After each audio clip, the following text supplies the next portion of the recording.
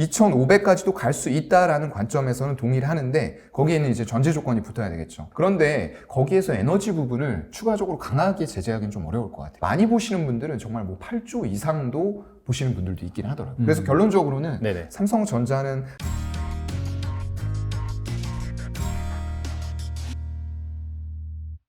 교보증권의 사영관 차장님 모셨습니다. 안녕하세요. 네, 안녕하세요. 저희가 한 달 조금 지나서 맞아요. 했습니다.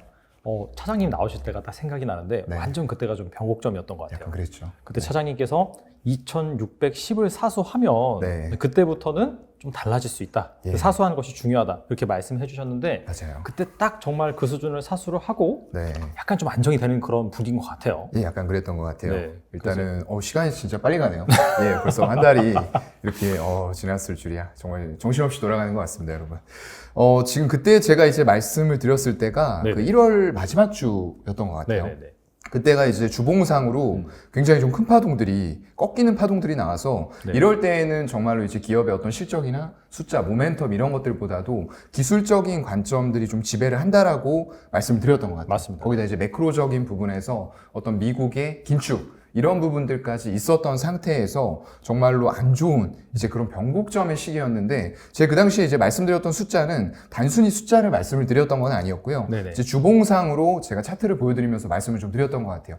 120주선 정도의 맞습니다. 네. 지지를 종가상으로는 받아야지만 되는 그런 자리다라고 말씀을 드렸는데 다행히 그 주에 이제 밑꼬리가 굉장히 길게 달렸어요. 그 주 보면 저가가 2,591.5포인트까지 내려가는 그런 파동들이 나왔는데 종가상으로는 2,663으로 네네. 끝났단 말이죠. 네. 그래서 다행히 기술적인 지지가 나왔는데 그 이후로도 솔직히 수급이 막 좋았던 부분은 아니에요. 맞습니다. 그렇다 보니까 이제 주봉상으로 굉장히 좀 좁은 구간 5주선하고 120주선 구간에 갇혀서 이렇게 좀 차트상으로 보시면은 이 주황색 선이 5주선이고요. 빨간 선이 5주선이고 네.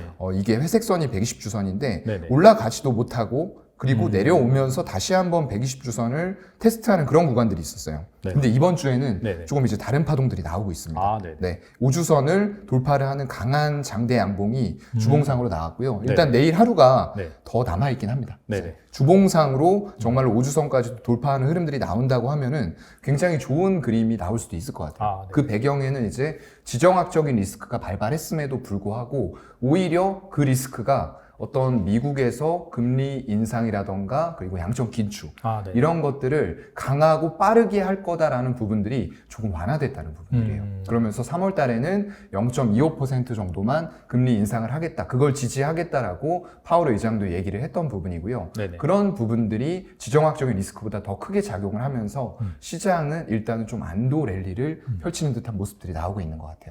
알겠습니다.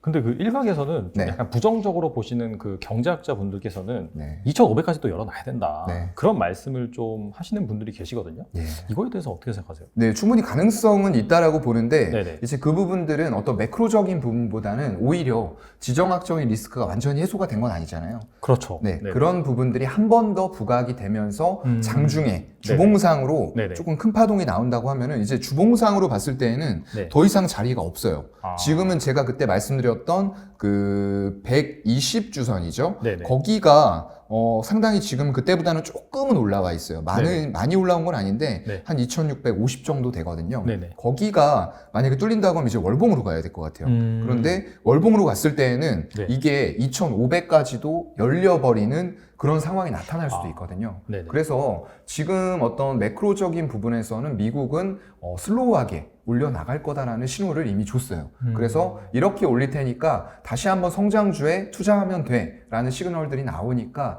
그런 관점에서 어떤 신재생 에너지라던가 여러 가지 그동안에 힘을 못 썼던 고PER을 받아왔던 그런 종목들이 주가가 급락을 했다가 다시 한번 반등을 하는 그런 시기가 오는 거거든요. 네네. 그래서 2,500까지도 갈 수 있다라는 관점에서는 동의를 하는데 거기에는 이제 전제 조건이 붙어야 되겠죠. 러시아와 어떤 미국 간의 관계 그리고 네네. 제재 관련돼서 조금 더 지금보다 상황이 악화가 된다라는 부분들이 좀 깔려 있어야 될 것 같습니다. 네. 그러니까 뭐 이를테면 아직까지 러시아의 그런 에너지 수출 이걸 완전 규제하지 않는데 네. 이런 것까지 규제를 하겠다. 네. 또 거기에 따라서 뭐 푸틴 대통령이 그러면 핵 카드 관련해서 네, 또 뭔가 맞아요. 언급을 한다든지 제일 걱정되는 부분이죠. 그렇죠. 그 부분이 나온다라고 한다면 네. 테스트할 수 있다. 네. 이제 그렇게 이제 생각을 할 필요가 맞습니다. 있겠네요. 지금도 조금 이제 강력한 제재가 나오긴 했거든요. 맞습니다. 스위프트 쪽을 막다 보니까 네. 그게 이제 전 세계에서 한 11,000개 정도의 은행들이 자유롭게 이제 그쪽에 수출을 하기 위해서는 필수적이거든요. 네네. 근데 그런 부분들이 원천 봉쇄가 돼버린 거예요. 러시아 입장에서는 굉장히 이제 깝깝하다 보니까 어떤 가상화폐 이런 부분들을 매집을 한다. 그런 부분 때문에 뭐 어떤 비트코인의 가격이 급등하는 이런 현상들이 발생이 일시적으로 되기도 했거든요. 네네. 그런데 거기에서 에너지 부분을 추가적으로 강하게 제재하기는 좀 어려울 것 같아요. 왜냐하면 이런 부분들이 유럽 쪽에서도 굉장히 많은 양의 어떤 천연가스 이런 것들을 러시아, 우크라이나 이런 쪽들로부터 수입을 하고 있거든요. 네네. 근데 그거를 제재해버린다 그러면 정말로 에너지 대란이 일어날 수도 있는 그런 상태이기 때문에 아마 미국에서도 에너지 부분을 아주 크게 제재를 하기는 좀 어렵지 않을까. 그래서 제가 보는 관점으로는 일단은 2,500보다는 주봉상으로 좀 지지를 받는 그림들이 거의 한 3-4번 정도 나오는 가운데에서 네네. 이번 주는 특히나 좀 강한 흐름들이 이제 매크로적인 부분에서 조금 안도감으로 인해서 랠리가 다시 한번 펼쳐질 준비를 하고 있다 정도로 저는 지금 보고 있습니다. 알겠습니다. 그리고 또 최근 우리나라 시장이 좀 유독 강한 느낌이 있긴 하거든요. 네. 뭐 물론 그동안 너무 많이 빠져가지고 맞아요. 상대적으로 좀 강하다고 해도 사실 이상할 부분이 아닌데 네. 근데 이런 얘기도 나오더라고요. 이 러시아가 MSCI 이머징 지수 여기에서 이제 편출이 되면서 그렇죠. 그 나머지 그런 MSCI 지수를 추정하는 자금들이 다른 신흥국으로 유입이 될 것이다. 그 중에 네. 하나가 한국이다 보니까 그런 부분에 있어서 좀 수혜를 받을 것이다라는 얘기가 네네. 종종 나오고 있어요. 맞아요. 이 영향은 한 어느 정도로 보시나요? 글쎄요. 일단은 나오는 얘기들을 보게 되면은 네. 패시브 자금이 전체 신흥국에서 액티브 자금이 한 1,730조 정도가 된다고 하고요. 네네. 패시브가 443억 정도 된다고 합니다. 그게 네네. 이제 MSCI 기준으로 말씀을 드린 거고요. 네네. 그렇다고 하면은 신흥국 전체 중에서 러시아가 차지하는 비중이 1.5% 정도 된다고 하거든요. 별로 안 되네요, 예, 생각보다. 그렇게 비중이 크진 않습니다. 네네. 한국에 비해서는 굉장히 작은 거죠. 네네. 그렇다고 하면은 러시아가 만약에 빠졌을 때 한국으로 얼마 정도의 비중이 추가로 들어올 수 있느냐. 네네. 계산해 봤을 때는 한 0.2%그 정도 남짓이 될 것 같다라는 게 이제 좀 지배적인 그런 네네. 관측이거든요. 네네. 그렇게 된다고 하면은 패시브 자금만 따졌을 때에는 한 8천억에서 9천억 정도. 네. 그 정도가 유입이 될 것이다라고 대부분 좀 많이 관측을 하고 계시고요. 그리고 액티브 자금이 또 문제가 될 것 같아요. 러시아에서 이제 조금 루블화의 폭락이라던가 뱅크런 상태가 일어나다 보니까 이걸 빼고 싶다고 뺄 수 있다고 하면은 빼고 싶을 거예요. 그쵸. 근데 지금 이제 거래가 정지가 돼 있잖아요. 그쵸. 그렇다 네. 보니까 이게 언제 재개가 돼서 바로 매도를 할 수 있느냐 이런 거는 조금 더 추가적으로 체크를 해봐야 될 부분들일 것 같고요. 패시브 네네. 자금 쪽도 마찬가지입니다. 그래서 일단은 퇴출이 변경 지수 되는 게 9일 장 마감 이후에 이제 이런 부분들이 된다라고 하는데 네네. 일단은 그런 부분이 먼저 선행이 돼야 되는 거예요. 러시아에서 시장이 재개가 돼서 일단 자금을 뺄 수가 있는 그런 상태가 돼야 되는데 네네. 이건 조금 더 지켜봐야 될 것 같고요. 그렇기 때문에 일단은 아까 말씀드린 패시브가 한 8천억에서 9천억 정도 된다라고 말씀을 드렸고요. 네네. 액티브 쪽을 보게 되면은 그 매도 자금이 유입될 가능성을 보는 겁니다. 이게 반드시 된다가 아니고요. 네네. 가능성을 봤을 때는 한 3조 원 정도 그게 이제 대략적인 전반적인 시각인 것 같고요. 많이 보시는 분들은 정말 뭐 8조 이상도 보시는 분들도 있긴 하더라고요. 예상외로 액티브가 상당히 크네요. 액티브가 큽니다. 어. 네. 왜냐하면 이게 전체적으로 신흥국 지수 중에서도 네네. 차지하는 비중 자체가 네. 크지가 않다 보니까 그쪽에 대해서는 이제 패시브 자금은 굉장히 약한 성격으로 들어가 있고요. 오히려 약간은 투기적인 자금이라고 해야 될까요? 조금 더 네네. 능동적인 수익률을 올리기 원하는 쪽들에서 자금들을 생각보다 많이 좀 넣어놓은 그런 것으로 보입니다. 확실히 그럼 러시아 증시가 이제 언제 네. 재개가 되고 그 다음에 그 외국인 투자자들의 자금을 지금 인출 못하게 네. 막은 그런 행위가 언제 풀릴지 그 맞아요. 부분이 사실 중요하겠네요. 예. 그게 안 된다고 하면은 일단은 자금 유입이 바로 우리나라 시장으로 되기에는 조금 무리가 있을 거라고 보이고요. 그래서 그런 부분들을 먼저 확인한 이후에 이런 패시브 성격의 자금들 유입을 기대하고 어떤 종목들을 매수해보는 이런 네네. 것들이 이루어질 수 있을 것 같아요. 알겠습니다. 네. 그럼 종합해서 보면 네. 지금은 약간 좀 주식을 좀 사도 되는 시기인지 네. 그 부분이 좀 궁금합니다. 맞아요. 일단은 제가 봤을 때는 일단은 바닥을 네. 아까 말씀드렸던 대로 어떤 그 전쟁 리스크라던가 지정학적 리스크 때문에 한 번 더 흔들릴 가능성은 있다라고 보거든요. 네네. 하지만 이제 그런 부분들이 어느 정도는 마무리가 되어가는 상태로 저는 좀 보고 있어요.